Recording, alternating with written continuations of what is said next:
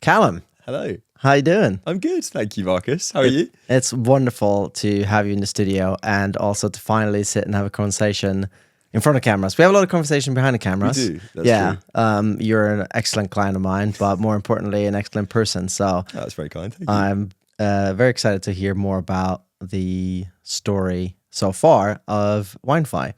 So for people who don't know who you are, can you give us a quick intro of a little bit about you, your background, and actually why you decided to start WineFi?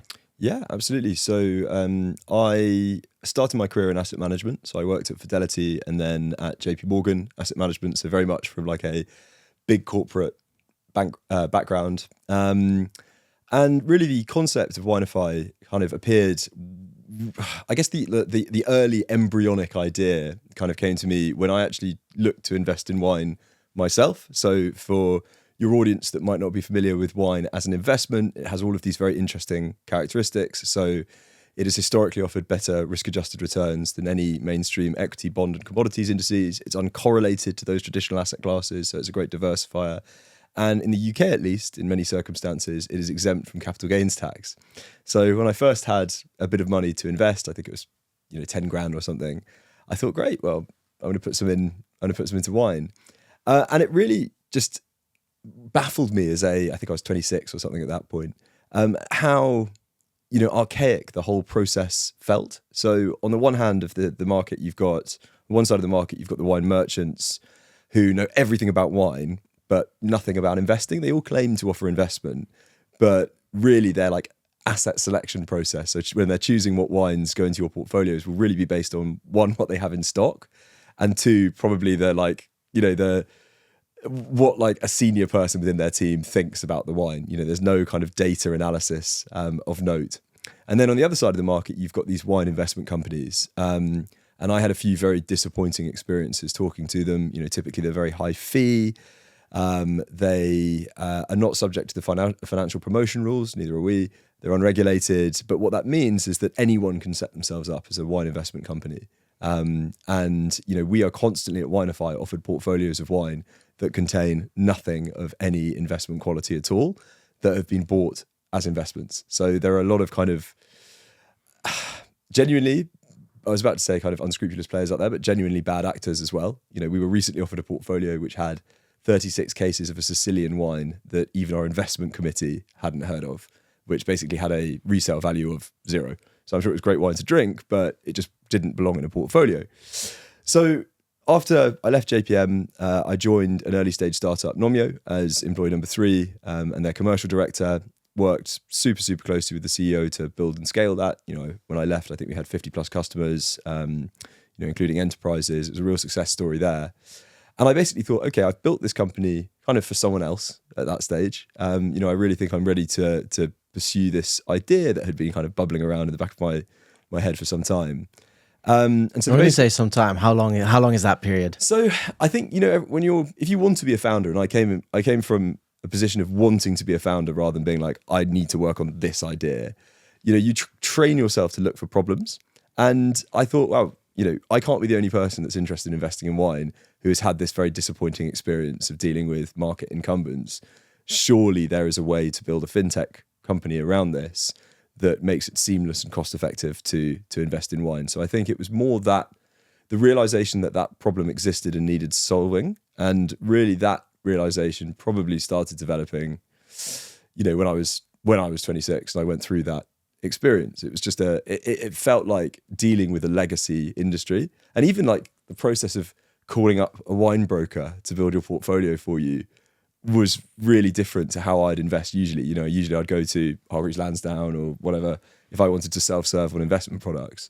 And I just thought, I'm not going to be calling up a stockbroker to build an equity portfolio. Why do I still have to do that to build a wine portfolio? And I appreciate this is very much like, when we talk about problems, it's very like first world problems. Like, building a wine portfolio is inconvenient, but there is demand there.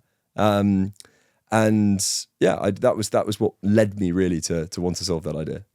And for people who obviously think that you're 26 now because you look young and healthy, like how long ago before you actually, sure. Like how long did this idea brew in your head before you're like, know what, now it's the time to sure. do it? So really like 4 years. I'm 30 now. it was one of those things where, because I was working on it initially as a side project, just finding it interesting to understand the nuance of investing in wine. I think I took quite a long time over it, and there were various different problems. Like the main one was, what structure makes it cost effective to invest in wine? There are fractional investment platforms out there that allow you to invest from £50. So I thought, okay, that could be an interesting starting point. But then the unit economics of a business like that absolutely suck, unless they've designed it very, very carefully, because your customer acquisition cost is always going to be higher than £50 or $50 or $100 or whatever.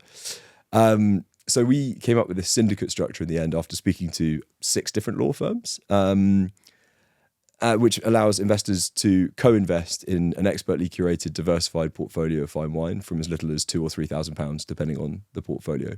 And so that was like a big challenge that we needed to solve. And I'm kind of glad that I spent that long thinking about the concept and like putting the bare bones in place, because I think, people see the WineFi success story, 7 figures in 7 months or whatever it was. And they think, oh, wow, that's really great out of the gates. It is good, don't get me wrong. But all of that came from just years of planning, and also looking at how similar companies had gone to market. And, that's why we've taken the whole build in public approach. So basically a very long way of saying I spent 4 years working on that idea. I think that's really helpful for people to hear, because like anything, well, especially let's say, music artists, they're like, oh, they're just overnight success. And then you don't see that 20 years of grinding and making songs there's no one listening to.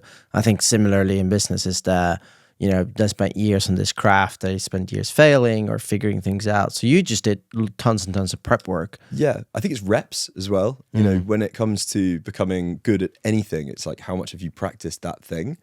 And I got very good at looking for problems because I wanted to be a founder. So I'd like trained myself to look for problems.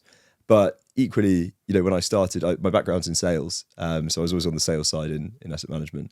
I was rubbish at phone calls and, whatever, because I hadn't done enough of them. And I think that life is just like that. Like, the more you do something, the better at it you're going to be, and the more effortless you look at it. So yeah, I completely agree with you. The comparison to an artist is probably quite a generous one, but I completely agree. It's the reps that you need to build up. One of my favorite quotes is, I think it's from Gary Vee, and he says, "You can't read about push-ups." Oh, honestly, I spent like the first 7 years of my career reading about push-ups from a business perspective. I honestly don't think this is an exaggeration, like every sales book you can imagine. I've read all of like the big entrepreneurship books and many of the more niche ones as well. And it's only in hindsight, I'm so frustrated with my kind of like early 20s self, because I was doing it in lieu of taking action. What I could have done is start a side project earlier and gain some of that experience. But instead, I'm reading Peter Thiel's 0 to 1 or whatever for the second time, having not put it into action. So I completely agree with that quote. That's a great way of looking at it. Yeah, you'd really just have to. There's nothing wrong with reading, but you got to implement it as well. And I've been the same. It's just like mental masturbation, where it's like, oh, this feels great. I'm so inspired to take no action on all the stuff I just learned. It's like, that's not how it works. And for both of us, like, being first time founders, and just the last kind of 6 months for me, it's like, wow, I learned so much more than I even learned from the books. Like, yeah, because you did it and you went full in on it. Everyone says that. It's like you learn more more about business, and actually about yourself in some cases, in your first 6 months of being a founder than you do in 6 years at a corporate job or reading around the subject. So yeah, I completely agree.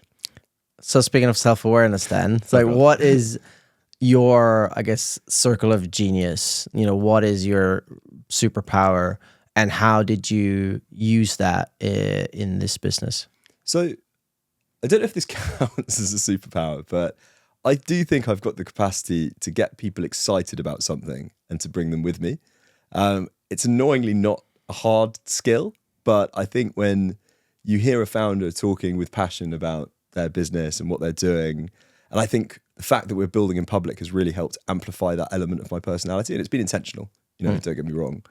I feel like I do that better than most people, and that's not an unusual trait in founders, but I think that I am really, my personality wise, I'm kind of sounds arrogant to be like, I should be the front man, but I'm useless at a lot of the back office stuff that you need to run a business. I've got a fantastic team to do that. But I think like my value is being at the front, kind of publicizing what we're doing, speaking about it, being on stage, even coming on podcasts like this, really kind of banging the drum and spreading the word. And it seems like that has resonated with other people as well.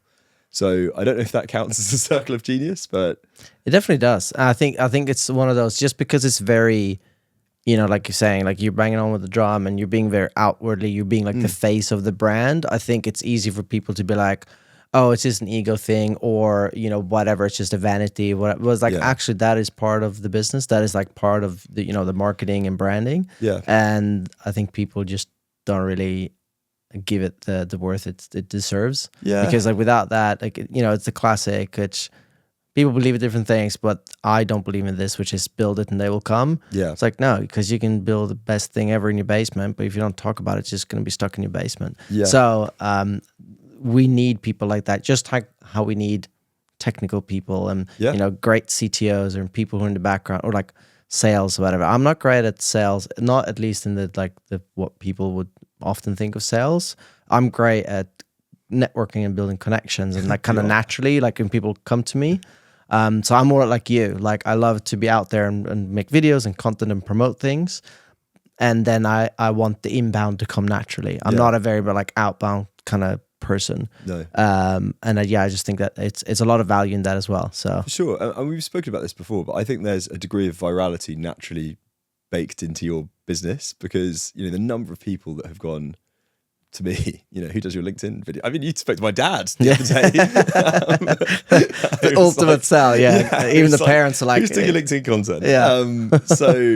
So yeah, no, I think it's your business naturally, has that kind of referral engine built in. So I actually think you are also taking the right approach with your go-to-market by using your own natural skill set and your own natural personality.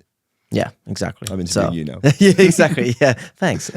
Yeah, so basically, don't downsell yourself on that. But follow up on that. It's you saying you're terrible at a lot of other things in the business. Oh, so many. How did you then approach when you started this? Did you try to learn it all yourself and do it? Did you find some people? How did you find those people? Yeah. So I'm pretty lucky that I've been working with our operations director, Ollie Thorpe, basically since inception. He is great at everywhere I'm terrible. So he is very much a numbers guy, huge attention to detail. And really from the get-go, we've had separate spheres of influence. So, I look after the commercial side and the go-to-market and everything that goes alongside it. And then his core focus is, the finance side. So really like company finances, we have an investment committee that handles the investment side. And that's worked perfectly. I trust him completely. And I would like to think vice versa. And that's basically allowed us, I think, to move so much faster. I mean, it was annoying. I was at the pub with him yesterday and we were looking at our revenue. So we've got, a revenue over time, charted, on a line chart. And you could see he joined full time in like March, and he joins and suddenly the revenue just goes, even though he's not on the commercial side. It's because like all of the back office stuff that had really fallen to me, I was confident enough in his ability to be able to just pass it all to him. And, it's a beautiful partnership as a result. And how did you find Ollie? So I actually hired him years ago when he had just graduated from university for a role at the other startup that I was at. And within like a year, we promoted him to like operations lead because he was just so effective at running the kind of back office of that business. He's just one of those people where you could set him like any task as vaguely as you like, and he will figure out how to do it. And I think those kind of personalities, one, are super unusual, and two, are just so valuable, especially in an early stage company, because he's not afraid to do the work. And yeah, I mean, that's been transformational for the business, really. And how did that start then? Like, was it day one, you're like, all right, I'm full-time on WineFi now, I'm going to hire this guy. Did you have some savings that you put towards that? Or did you get like funded from the very start? Like how was that process? Yeah, sure. So I put some of my own cash towards it, to get the legals in place and, the website up and everything, but it never a significant amount. So we raised venture capital. So we're very lucky to be backed by, I think, 18 angels, SFC Capital, so the SEIS fund, and Coterie, who are a major fine wine holding company, and then Founders Capital as well, which is how we know each other. Yep. So really, that's been great. So we raised 500k. But the real value there has been, the networks that number of investors have, it's been amazing. So I send a monthly investor update. I speak to many of them very frequently, and the doors that has opened, the intros that have come from that, have been really transformative. We've just won our first family office, so a family office looking to invest in wine through our, using our strategies basically. And that came off the back of an introduction from one of our angel investors. So we are VC backed.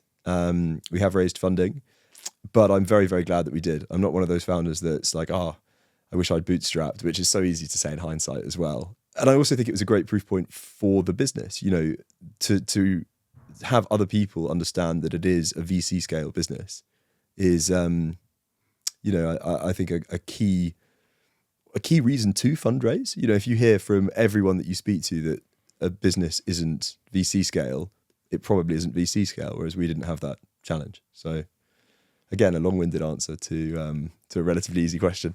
I love that. That's perfect. Those are the kind of answers we want. So do you feel like it was actually quite a good, it's been a benefit for you to actually have a lot of angel investors rather than just, instead of a few bigger ones, you've had several? Yeah, for sure. I mean, there's so many people with a vested interest in WineFi succeeding now, who are all high net worth, well connected, many from finance backgrounds, which is super useful for what we're doing. People that have connections with the kind of distribution partners that we're working with. I really do think it's been a huge value add for us. How did you go about when you started of deciding like what part do you need to build first? Yeah, so that was actually a very easy decision. This business lives or dies based on the quality of the investment decisions that we make on behalf of our clients. You're working with us because we conduct better data analysis, quantitative analysis than anyone else. We have sourcing channels that allow us to acquire great assets at great valuations. So really, we went about our asset selection process, I think, as a first port of call. We had a few early customers that we were working with at that point, almost as like design partners. And we were very lucky that we were able to gain buy-in from a series of seasoned wine investors, literally the biggest names in wine investment, who are now like members of our investment committee. So we were working very hard on the data side, but we also had this fantastic group of like pros with 30 years experience each, able to steer us through the kind of asset selection process. And we've now productized that to an extent. There's always a need for qualitative expertise because, any investment decision needs to be it needs to have a qualitative overlay to it that can only come from, humans' experience. But it was very clear from the get-go that was the part that we needed to focus on first. And as a non-technical founder then, because like you're a tech company in a way, like you have a platform and everything is run there. Fintech. Yeah, exactly, which I love, Fintech. And how was that like, what kind of, I guess, if someone's listening now, what could you advise them or help them out if they're also a non-technical founder? Like, was Ollie technical? Did he build it? Did he find who built the platform? Ollie could have been a great developer, but he just was too lazy, I think, when he was at university. No, I've got a real bugbear about this whole, you need to have a technical co-founder, because I heard it repeatedly from VCs. Maybe if you're building a deep tech startup, yes, you need a technical co-founder. For the vast majority of businesses, you do not need one. We outsourced the build of the platform. Platform looks great. Feedback's been really positive from clients. And what that allowed was for us to move a lot faster. I think I would have probably started a business earlier had I just gone, okay, I'm just going to do this. I'm just going to do this without a technical co-founder. I went through it's almost like a dating process where I was so convinced, because you keep reading about it, like how you need a technical co-founder. I kept speaking to people, and the issue with working with a technical co-founder from the beginning, unless they're extraordinary, is they are getting offers from multiple different people. there is inevitably a delay when, to gain commercial traction, and they want to see commercial traction prior to them building anything, which is understandable. But at the same time, sometimes you need an MVP in order to get commercial traction, or you need an MVP in order to raise investment that will allow them to go full time. And I basically had like 3 separate experiences where I was working with someone, sometimes for months, and they would kind of get bored and move on to another project. And eventually I just thought, I know I'm going to continue working at this project. So, why don't I just make myself, in the very early days, the point of failure? And then I've got no excuses. I can't blame it on other people. And I'm so glad I did that, because we've built a great platform. We could hire in a technical person in-house now. We're probably not going to do that because we're working very closely with a few consultants. But, I think it's no longer the case that you need to have a technical co-founder. Well, I mean, we're proof that it's no longer the case that you need a technical co-founder. And there's also so many AI tools now that you can like code your own MVP if you wanted to with zero coding experience, using like Replit. Like we got a demo of it the other day. So I feel like very strongly about that. Yeah, I would agree that there's just, unless you're building something very complex, then I mean, like the same kind of process that websites went through. Before you had a web developer and then a web designer, and it cost a fortune to build one. Back in the day. Now it's like sign up for Squarespace or Wix and click and drag certain, or the template's done, change the text and done. Have you seen that chart? I think someone posted it on one of the WhatsApp groups that we're on, where it shows AI, ChatGPT goes live for the first time. And when was that, like 2021, 2022? Yeah, something like that. I think, yeah. And anyway, they've got 2 lines. One of them is the number of development-related jobs on Indeed.com. And then literally, ChatGPT goes live, the number just plummets. Yeah. It's wild. And obviously there's always going to be a place for software engineers, but I think increasingly that skill is being commoditized. Mm-hmm. That's going to upset a ton of software engineers watching this podcast. They'd go, you know nothing about the technical side, which by the way I don't, it's like full disclosure. But I do think there is that trend. If I, as someone who hasn't really got a technical bone in their body, can build like a data tool that we're using internally using no code applications, anyone can do it. Yeah. Yeah, no, I've done the same. I have some ideas and I just did MVPs, just try them out. Yeah. There's so many no-code platforms, it works great. Yeah, very cool. What is something from the wine investment industry that can be applied to other industries and maybe is not so common, or it's a bit unusual? Yeah. That you're just like, why are not other industries doing this clever thing that we're doing? That is a really good question. So obviously wine investing has a lot in common with investing in other asset classes. The same principles apply. But one thing that I think we actually initially leaned away from, because I thought it compromised the whole we are the data-driven wine investment company angle, was really talking about the wine itself. So the underlying bottles, their characteristics, the histories of their producers, really bringing that alive for our investors. And I didn't do it because it felt to me like dishonest marketing. Wow, okay, why do you have to sell, the quality of this particular wine or the story of the producer or the wine region or whatever in order to sell, an investment? It just didn't fit. But actually, I've now gone full circle, and I think, one, that's what people like about investing in wine or whiskey or classic cars or watches. It's the fun bit of their portfolio. It's why people like investing in startups, early stage startups, because one of our angels might be at a dinner party and someone will mention WineFi organically and they'll go, oh, that's part of my portfolio. And, that's a cool thing to be able to talk about as a high net worth investor. And I really think that principle can be applied to other asset classes, probably other like businesses full stop. But, if I'm investing in a fund, I think having, a description of the companies that fund is holding and why they think it's a good investment and what that company does, and just bringing it to life a little bit. It won't matter to everyone. Like a lot of people will just care about the returns. But I think that it does lend a level of tangibility that can only be a good thing. It's a good marketing angle, but it's also what people want to see. It brings it to life for them and contextualizes it in a way that a purely numbers-based approach doesn't. Yeah, I think. I mean, me. Literally, my whole business is around storytelling, and that's what I believe in. I think everyone should do it. But like I said, not everyone needs it. Not everyone's going to believe in it. And it's still, you can obviously build a business without it. Yeah. But I think a lot of businesses will do better by sharing their story or the story of the product, like you're saying. For you, obviously, you guys are building in public, sharing your we're story. way too transparent. I love it though. And then also, but you're also talking about the story, and I love that. Like I got so wrapped up just filming you. I was like, oh, there's so much story and history and all these interesting things of like how they, the how they divide up land in France. That so makes it so complex. Yeah, and all this is just fantastic, and that sells me just on the idea of wine. Yeah. And if I ever like, I'd like some, alternative investments or like, something like a diversifier, I would be like, it was so cool to have one of those bottles.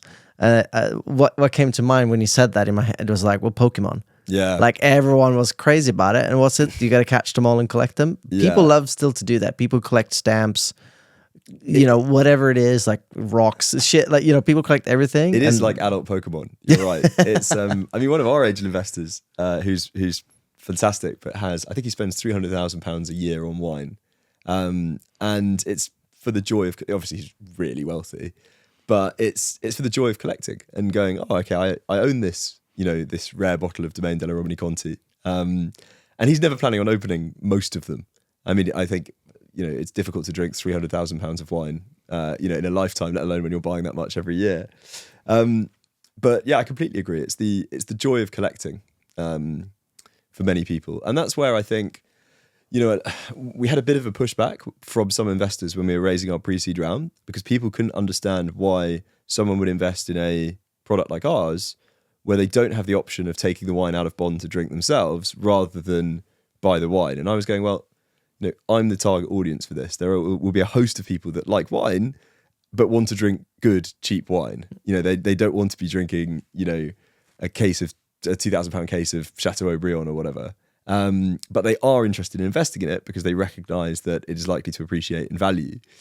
And therefore, it makes sense that we lower the cost of entry in order to invest in those particular wines. And we've proved that market exists. I think it had already been proven that market exists through these, there's fraction investment platforms out there. There have been wine funds in the past. But I think that for many people, they couldn't get away from that concept that in order to invest in wine, you have to collect it. And really, that's not true.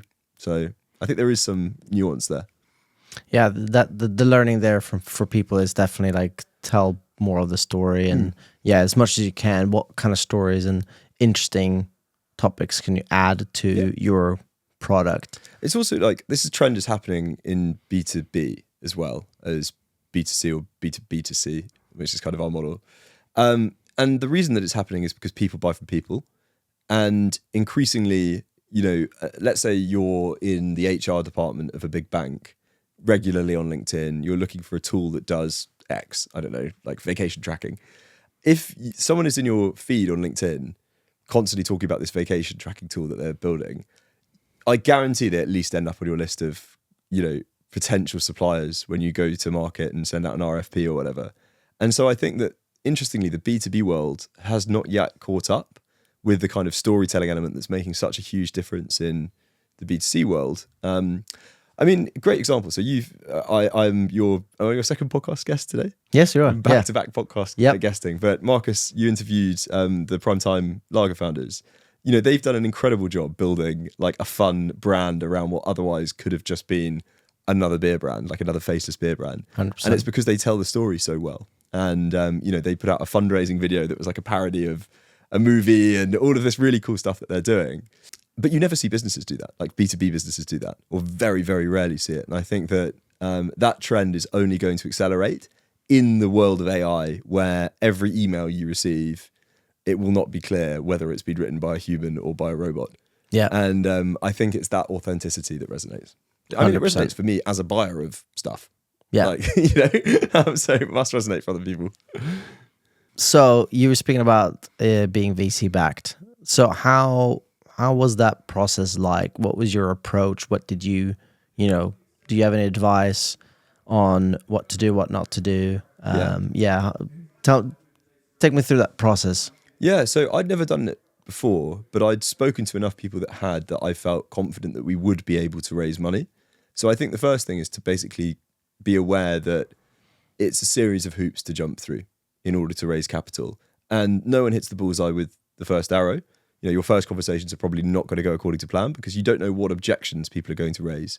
And as a result, you won't have good answers to those objections prepared. So the advice that I got, which I completely ignored, was start with like smaller ticket angels and then go to funds once you're sure that you've got the pitch locked down. I didn't do that. I just like emailed. There were like 3 funds that I'd been like vaguely interacting with in the past, and had 3 pitches with all 3 of them, and all 3 of them passed because my deck wasn't good enough. Like I wasn't hitting the right notes. So it's really a process of iteration. You know, you need a pitch deck. Clearly, that's what they expect. You need to have like an email that you send around with a few bullet points. I think the main thing is traction. So by that point, we had some letters of intent from businesses that wanted to work with us, but we were also like running wine portfolios for kind of like friends and friends of friends that wanted to invest in wine. And I think that was a really big proof point. And then, you know, you get lots of conflicting advice. So I was told we've got a great investment committee. We've got, you know, some incredible NEDs on board. So including Michael Saunders, who's the CEO of Coterie and was formerly one of the kind of founders of Abendum. So major wine businesses. And the other one is Johnny Keeling, who you know, I believe, who is former chief growth officer at Crowdcube. He's now a partner at Hatch, so an SEIS fund, like a huge name in startup land. And a lot of people said, oh, you know, people ignore the NED slide. And then I'd have another investor go like, how the hell have you got these people on board? So I think people project their own, you know, their own feelings onto the fundraising process, but really it comes back to reps. You know, we were talking about this earlier. It's a volume game. You know, if you speak to 100 investors, your chances of raising all round are so much greater than if you speak to 5. And a lot of people speak to 5 and then give up. And I think that's a key piece of advice that could be taken to any walk of life, not just the fundraising process. And it's worth also adding, I raised at probably the worst time in the last 10 years in hindsight. I raised in like July 2023. So VC market had crashed and all the VCs are on holiday anyway. And if we could do it, then I'm certain that anyone with a venture scale idea can, because, you know, there was nothing over, we didn't do anything like unusual. It's just a hustle. You know, warm intros count for loads, cold intros got us nowhere. So I would, you know, think about that, find a mutual connection, try and use that mutual connection to get an intro, go to networking events. They're horrible for early stage companies because everyone seems desperate and you meet lots of like people that are just like making a beeline to the OD investor in the room, but you still have to do that. And at the very least, you might make friends with like a founder, which is what I did, who has a load of angels and they might be prepared to share your deck with a load of angels. And I do that all the time. You know, angels like deal flow, especially curated deal flow. If you know that they're interested in fintech and you're selling them fintech stuff, great. And so always happy to kind of share my friends' decks or whatever with my network as is. So I think that's another key piece of advice. You know, use your network, but use it naturally. It doesn't have to be really contrived because that comes across. And ultimately, if people are betting on you at pre-seed, they're betting on you as a person and they have to like working with you. So I think all of that stuff is important. Yeah, when you were saying it's the reps, right? Like do 100 instead of 5. Also, after each of those interactions, you probably learn something. Yeah. And then you can go back to the pitch deck, improve something, change something. And then the more you do it, you're like, okay, I can see a pattern here. I can see what people are really care about. Yeah. And then you go to, like you're saying, go to events. And maybe what a lot of people do wrong is that they go to events to like, right, I need to go straight to an investor. It's so transactional. Yeah, exactly. They do that where it's like, no, they do what it's in the name. It's called network, right? Yeah. And then a lot of people don't. So you need to actually network, which means making friends with all sorts of people. And a great example you gave was to, the founder, because that founder might already have some VCs and know some. And if you're a great guy and that you can even ask like, hey, would you want to look at my pitch deck and give me some pointers?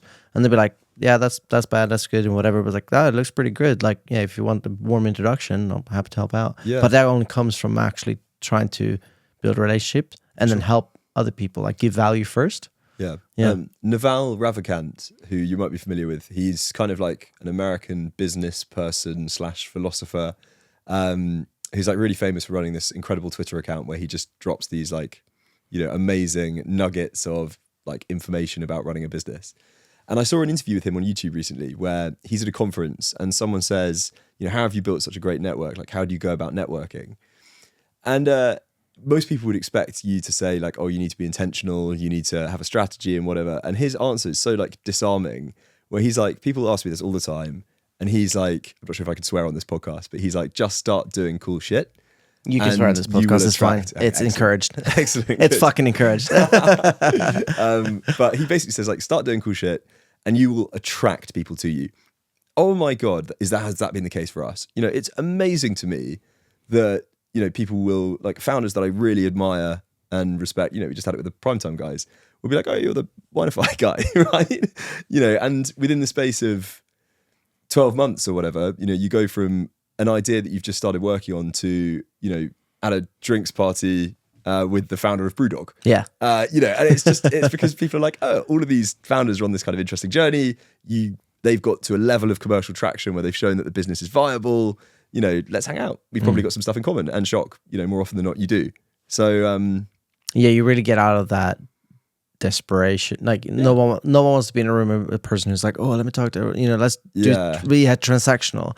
When you hit that level, and when I say level, it's either level of like your personality and how you actually act, mixed with also like where the business is. Yeah. But when you're in that room, like, okay, we're clearly all here in somewhat on the same level. Therefore, we just want to help each other out or have interesting conversations. Like I talked with so many of the founders there, and they all the women there were so good, because I ended up talking to all the female founders there, because it was amazing, because it was mostly female founders in that room, which was a refreshing experience. Yeah, true. And then I had all these conversations with them, and I was like, you guys are building some cool shit.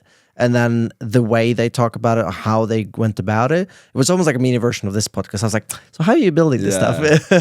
And I found that amazing, because I was like, I'm not here to sell you. I don't need to sell you. Like I'm not here. I'm just like, let's just learn. Yeah. And then, it was one moment when they were talking about content. I was like, well, here's my advice on content. Here's what I can give you, some tips and tricks, you know? Yeah. And it's great. And I think that's what builds great relationships. It's also because, like, to build a good business, you have to be interested in business. Like, duh. And so the conversations are kind of all the same. Like, oh, what's your go-to-market strategy? You know, what's the, you know, what kind of margin are you running at? You know, what are your plans for cross-border expansion? And I think if you're not interested in business, I had this recently. I was on holiday with a group of friends, and one of my friend's brothers, a guy called Ben, is building a company. And any time we were obviously talking about building companies together quite a lot, and our other friends would just be like business. Anytime they like saw us speaking together, but that's where meeting founders is so refreshing, because you're on this very strange journey. Most people don't do it because it's really hard and it's uncomfortable. Oh, the fire alarm has just gone off mid-podcast. This podcast is on fire. Yeah, the podcast. Right. Well, for safety reasons, let's just go out and see. Right. Okay. Cool. Fire alarm. We're safe. We're fine. Okay. All right. Let's just not be so awesome, and maybe we don't. Yeah. It's like this podcast is putting the house on fire. Yeah, absolute flames. Okay. So, what about your go-to market strategy? Like, I know we touched a little bit on that, but like, tell me about what you did right, what did you do wrong, what did you learn from that? Yeah. Okay. I'm going to start with the positives. What did we do right? So I think that I had really like a content strategy planned out, because I thought, okay, wine is quite an esoteric asset class. We're in a high trust space, and yet the company is unregulated. So we really need to go above and beyond to basically help build trust and educate our audience on, you know, both the benefits, but also the risks of investing in wine as an asset class. So that's where the whole LinkedIn strategy came from. I think that the buzz we created on LinkedIn was actually very, it took us by surprise a little bit. So I remember the day that we soft launched WineFi, we had an inbound inquiry every 3 minutes for 48 hours. Wow. So we had this enormous lead list, like, generate itself effectively, because it captured people's imaginations. I think the argument, like, wine is a great investment, but investing in it sucks effectively at the moment. This is how WineFi is different, really resonated. And that was great, because it meant, you know, we were revenue generating pretty much from day one. So before we even had a platform, which was, in hindsight, wild and not a little bit stressful. So I think that was good. I think we tested things very methodically. So I was following, there's an amazing book called Traction that I really recommend anyone leading a go-to-market, has a read, a very early stage go-to-market, has a read of. I've forgotten the name of the author, but it's the guy that founded DuckDuckGo. There's a few different books called Traction, so it's worth like finding out that one. And you know, we tested various different channels, and ultimately the ones that we decided were content creation, so organic content creation, because it's free effectively, or very cheap to do at least. And then affiliates and distribution partners. So we work with investment companies that already have an audience, and we work with them to curate, a syndicate for their audience, or just to create content that they can share with their audience to educate them on wine as an investment. And that's been great because, one, it's a very easy sell. It's like, hey, let's work on this together. It doesn't cost you anything. It won't cost us anything. And two, it's just really created this incredible network of platforms and intermediaries and all of these different kind of financial movers and shakers who, one, have become good friends, many of them, but also have introduced us to their friends, because it's a very synergistic world, even when they are competing on paper. So a financial advisor will be friends with a ton of other financial advisors, even if they are ultimately competing for the same business. And they're very happy to kind of share deal flow, I suppose. So that's really worked. In terms of where we've sucked, a lot of places. We've never run a consistent outbound motion, which is weird because like my whole career to that point was outbound sales. I think the reason that we haven't done that is because I don't think that's how people buy investment products. If I was cold emailed by someone trying to sell me a wine investment product, I would assume it was a scam. And I was very keen to ensure that WineFi was presented as, the good guys of wine investment. However, we don't have the data to suggest that that's the case. So that's basically just a hunch I have. And the fact that we still haven't tested that kind of niggles at me a little bit. Is that something that we should have done? Probably. Is it something that we should do in future? Probably. Will we do it? I don't know at this stage. I still kind of feel a bit uncomfortable with it. But the huge drop ball was SEO. We did no SEO. And SEO, I didn't really know at the time, but I do now, is like a compounding thing. So like the more search engine optimization that you can do at the beginning and the more coherent you can keep it, like the better that is going to be for the business in terms of people finding you. And then also you retargeting those people moving forwards. And we've just started working with an agency on that, but that's 12 months too late, really. And I think it was very naive. I basically avoided the bits that I didn't understand. And actually I should have brought in like a growth specialist really early. And we're now playing catch up on that front. Well, you were saying about these advisors who know other advisors, right? And I think that's the thing. Everyone wants to kind of belong to a community, even if you're competitors, just like you have founder communities. Like a lot of people who are listening to this is probably part of one or many communities because you belong and you help from each other. For sure. Even though, obviously like you and I are not direct competitors, but I know a lot of videographers and you can see like, well, you're kind of competitors. Yeah, but we learn from each other still and we have different ways of creating.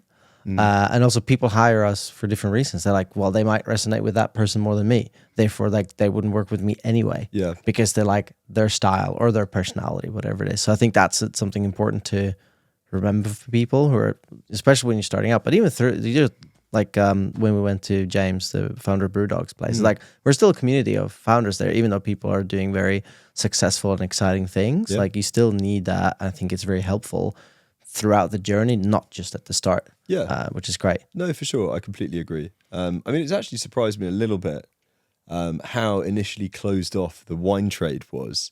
And I think that there is a sense that any new incumbent is competing for a slice of the same pie.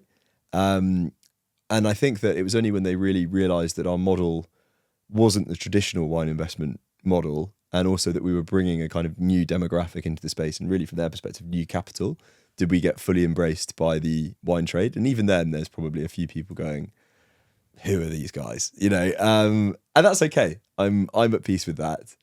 And we'll win some of them round, others we won't win round. But it's been interesting that, it took a while to get the broader trade on board with what we were doing. And I think that's probably a reflection of the fact, one, it's that sense of a shrinking pie, but two, because there have been so many badly run wine investment businesses in the past, and some, up to the point of being scams, that there is inevitably then a bit of skepticism from market incumbents about any newcomer. So I broadly agree with that point. With the approach you had, which was to kind of collect people on a list before even building the platform. Yeah. How did you make that so successful? Like what did you do that made people want to sign up to something that doesn't even exist? I think it resonated with people. I think a lot of people are like, I like investing, I like wine, this is cool. I think we did quite a good job telling people that's what we were doing as well. We were sharing it very widely. There's nothing worse than you used the phrase earlier, build it and they will come. You have to tell people about your shit in order for people to want to buy your shit, which is a Alex Hormozyism. And I think we did that quite well. And then I think also, I knew enough by that point about going to market that I knew having a warm list was the kind of key success factor, because also at that early stage, you're really looking for validation of the concept and you're looking for product market fit. And my view was, if I can win one client, I can win 5. And if I can win 5, then I can win 10. And then if you win 10, you've got 100 clients or 1,000 clients or 10,000 clients. And so, it just seemed like the more people that we could reach, the better. And we kept that list warm through a weekly newsletter. It's called WineFi Weekly, very creative. But that meant when we did actually go to market with an offer, we had loads of people sign up. So our first syndicate, we sold out in 3 weeks because everyone was aware that we were about to launch it.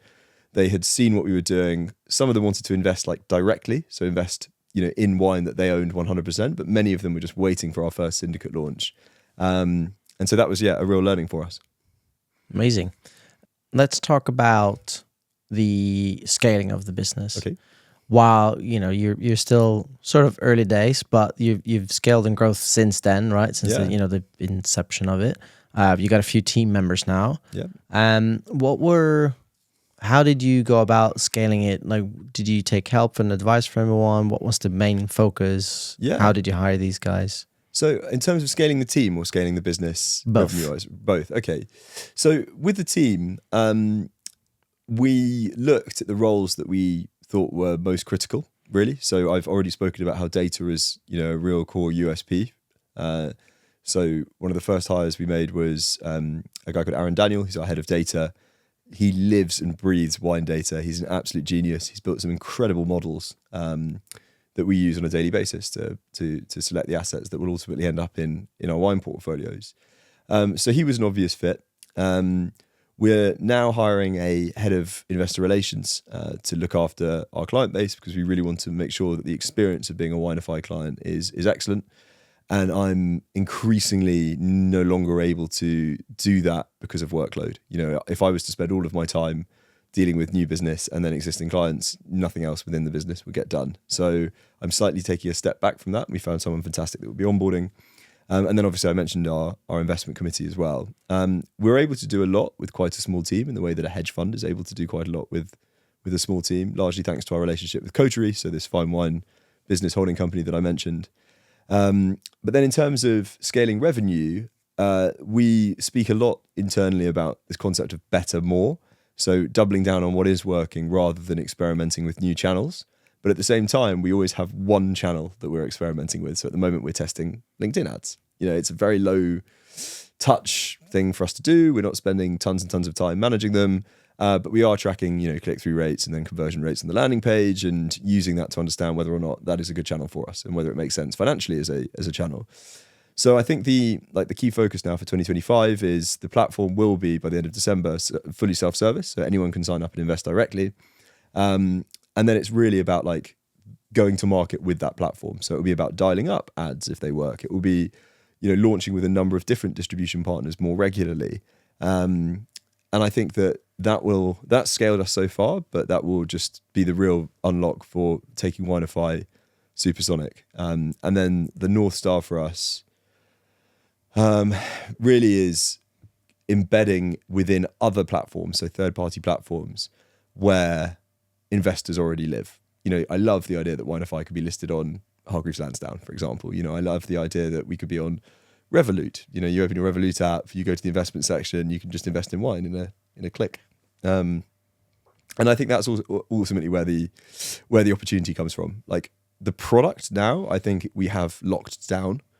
It's just a marketing challenge, and that's really exciting, because when you put it in those terms, it doesn't seem so big and hairy and terrifying. It's just a matter of, we know our audience is directly correlated to our revenue, so we just need to grow that audience. What advice would you give to listeners, when they might be in that stage now? We're okay, we figured out the product, sort of, we have an MVP, we have some traction, how what would you advise them to do in order to scale more? I think look at what's working. So again, that concept of better, more, and look to optimize that rather than trying to reinvent the wheel. I think a lot of people get a channel working, and we do this as well, but a lot of people get one channel really working and then kind of go, great, that's working, and they stop optimizing it. They just like let it run. And actually, you're always going to be subject to the law of diminishing returns. Like if there's something not quite right in the way that you're positioning an offer, you will be able to scale to a certain point, but you'll be leaving a lot of value on the table. It's like sending, an email campaign where you only send one email. You might get a load of opens, you might get some responses, but because the data exists that if you send 4 emails, you are much more likely to gain a response. So I think that's the first thing. So like focus on what is working.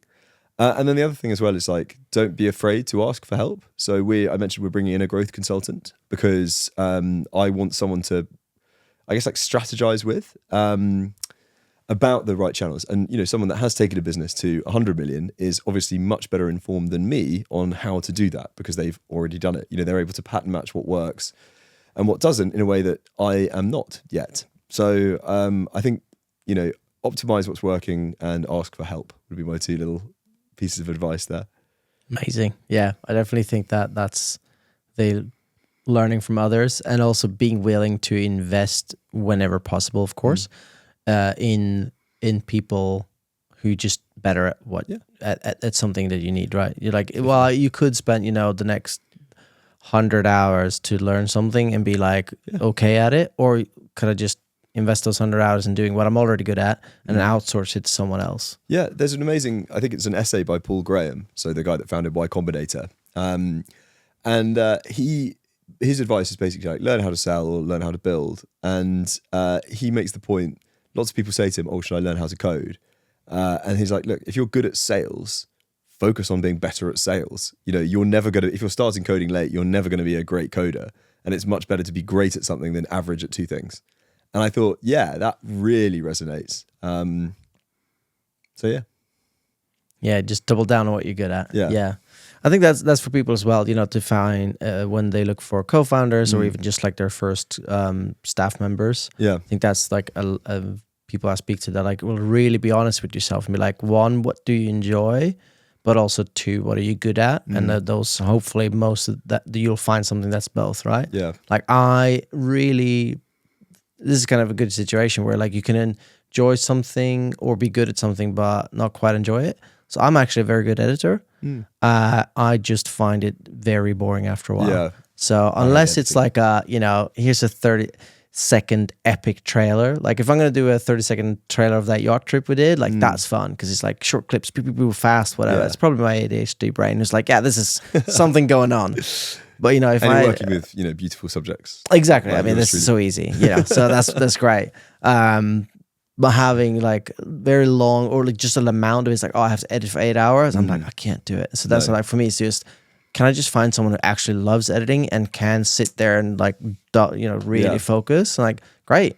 So even if I do enjoy it in certain times, or even if I'm good at it, I just don't enjoy the long process when it's like a lot of stuff. It's like, great, I'm going to outsource that because it's just helpful. Or things like if I ever need someone who does sales, like I'll get someone to do it because I'm not good at that. I'm good at networking and creating relationships that can lead to that, but I wouldn't be good at like pick up the phone. No, I completely get that. I mean, I've been doing that for my entire career and I still don't like being rejected on phone calls. As in like, if you call a prospect who signed up to the website and they're like, no, I'm not interested, and just hang up, I'm always a bit like, ouch. And I think that's kind of got worse because WineFi is obviously like my baby. So I need to, at some point, hopefully I'll be mature enough not to be slightly wounded when that happens. But until then, I think I'll hire someone else to do that. Yeah. Can take too many bullets. Yeah, exactly. Yeah, I'm just really fragile. Yeah. Did you have any specific like growth strategy? So we just talked about how you scaled and grew and you're like, we'll just double down on what works. But did you have, when you started out, did you have some kind of plan or, like an action plan of like, well, we're going to do these things? And was that based on anything? Or was it more, let's just try things and look at the data and see what works? Yeah, we had a plan around trying things. I knew that we were going to test different channels, that we were going to measure them in a certain way, but beyond that, we didn't have a plan. And I think actually that's the right thing to do for an early stage startup, because you will have an inkling of what will work and what won't for your brand. So, we knew that affiliates would be powerful because it just makes logical sense. You need to live where your audience lives. How do you reach that audience? Well, you go through channels that they're already using. But other stuff, we were like, we have no idea what kind of response that we'll get. Building in public on social. I had no idea whether that was going to work or not. And it was great. It's great that we have, made a success of that. And we track now our monthly followers across the team and, how quickly our following's growing and all of this kind of stuff, because we've made the link between our audience and revenue, right? So did we have a plan? Kind of, then, I think. I like that though, because it's similar to what I say to a lot of clients. It's like, look, obviously I come with experience and knowledge on content, but the best way is just like, let's just start with a plan that we like, this is what feels right for you, and this is what I advise you, and this is what I think will work. And then just look at the data, because as much as it's amazing to be creative and do creative things, data is just doesn't lie, right? Like you can see, like that video that you thought was going to be amazing actually didn't do so well. Was the other one that just like a random little phone video or something that you just chuck out there? It was like really resonated. So I put up a post moaning about when I thought the new government was going to get rid of entrepreneurs relief or asset disposal relief, basically stuff that could harm the UK startup ecosystem.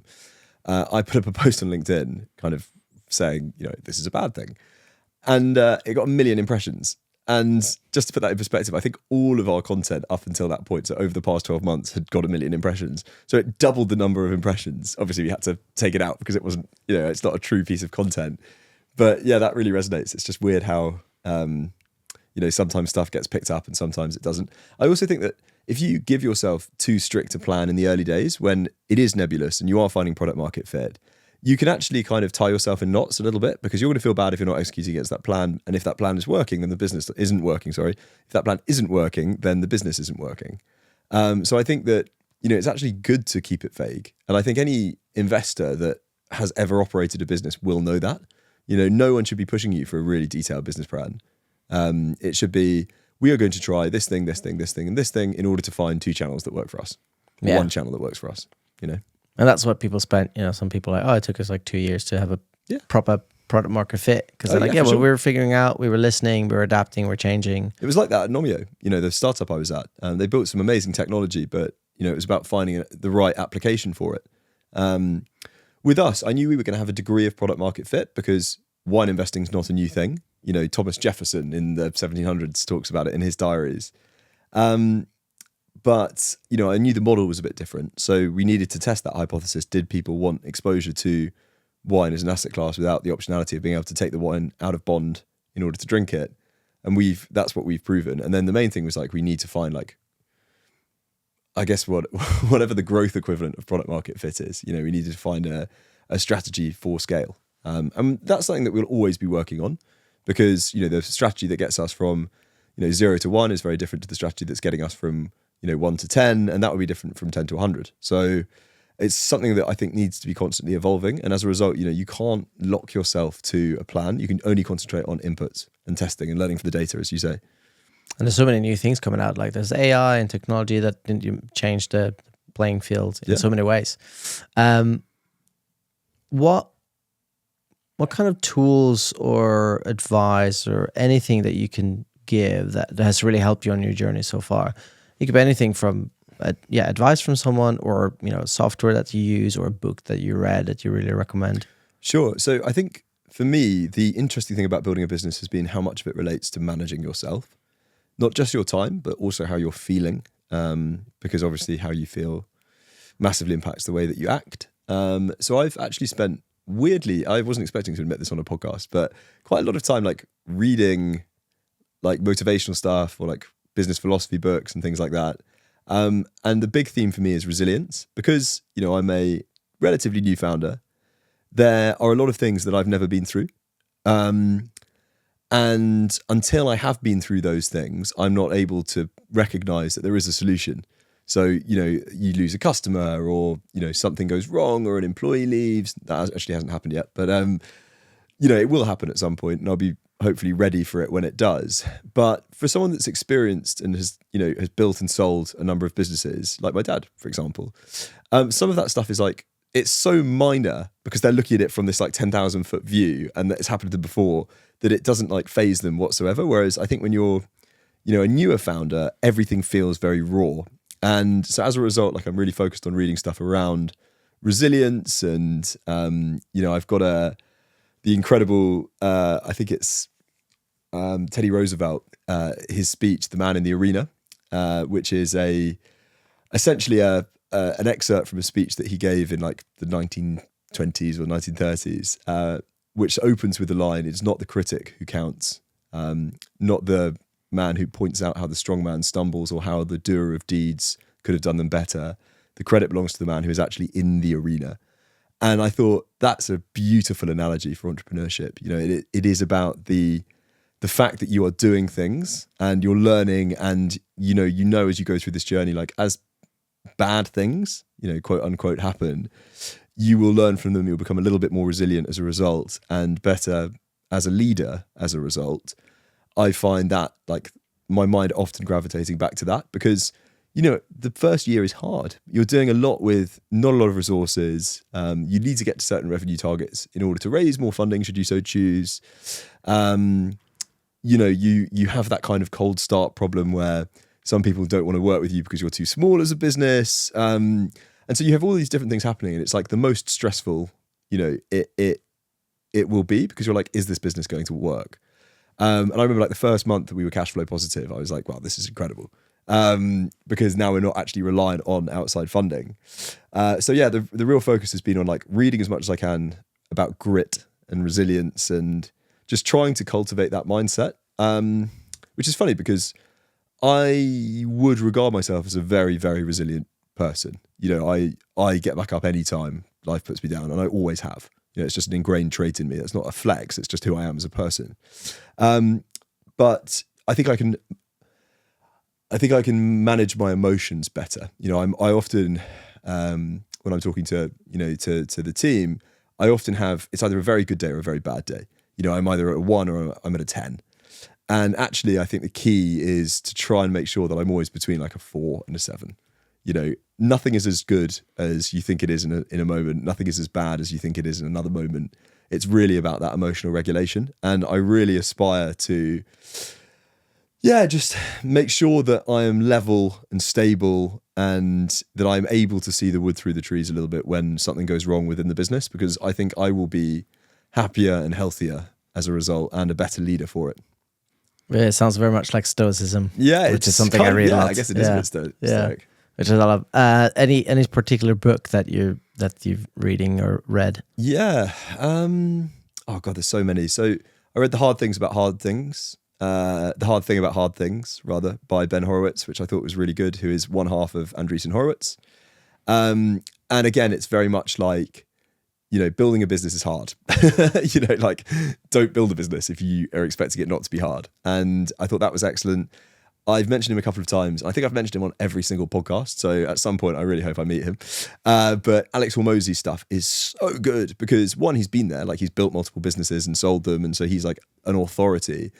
But he shares like practical, operational, tactical guidance on how to sell more or how to get your first 5 clients, like all of these like really detailed stuff. And he talks about like the various things that went wrong in his businesses in the early days. And like, he was at one point very close to bankruptcy. And he uses a phrase that is like, business is like being repeatedly punched in the face. And that is completely true. But the full quote is he talks about how like your to-do list never gets done. You will miss items off. It's like expectation management. Like you will work on this thing and not know whether it's going to work for years. And just all of that I find very like, very, what's the right word? I feel very seen when I read that kind of stuff, even though these guys are like giants of business. And we're really just getting started. But it's amazing to know that shared experience exists. And that they were at that place one time as well. They didn't just come out of the ground and be like, well, I'm multimillionaire doing all these amazing companies. Like, no, like saying he was near bankruptcy, but he also was like $100,000 in debt, and he was maxing out on his credit card and be like, yeah, this might not work. Yeah, you're familiar. Oh, I've heard that so many stories. Yeah, which is crazy. So there's definitely that. Like you're signing up for this, and you better get ready. Yeah, it's like I train MMA, and it's like one of the main reasons I started, because like, well, if I can get more comfortable being punched in the face, that's going to help me in business. Yeah. I love the training, but that was literally like 80% of why I started. Yeah, I did a triathlon recently, and again, another weird confession for the podcast. But I'm scared of open water swimming. Wow. And so it was basically my way of being like, well, I've signed up to this now and I've paid 80 quid. So like, I better get over that fear of open water swimming, and I have. So, well done. But it's scary, it's like the seeking out the thing. Is the the seeking out the thing that that you're not particularly good at, or that you're slightly scared of, or whatever it is, in order to ensure that you kind of get harder, I think is a really admirable trait. So yeah, all power to you on the M&A stuff. Thanks. And M&A, yeah. M&A. Oh, so business brains turned on. Exits. Yeah, it reminds me of, I heard this, I can't remember who said it, but it was like, either life is hard, it's either... Choose your hard. Yeah, it's like either by design or by random. Yeah. So do you want the world just to come and kick you in the ass when you least expect it, or you're going to make it hard, so therefore you're always ready? Like, that's an awesome quote. Yeah. That sounds like what's this guy? David Goggins thing. Yeah, I bet that's Goggins. Choose your hard. Yeah. Okay. Any last words for the listeners? Any last words? Yeah. Before I kick your ass, though. Well, no. I mean, if you are interested in adding wine to your investment portfolio, of course, we'd love to chat. But equally, that Naval quote still rings true. I'm always interested to speak to people who are up to interesting stuff. So if anyone wants to reach out for a chat, maybe you could attach my LinkedIn to the podcast. And if you want to email me, my email is Callum, CALLUM @winefi.co. So please feel free to reach out. Amazing. Cool. Thank you so much. Thank you.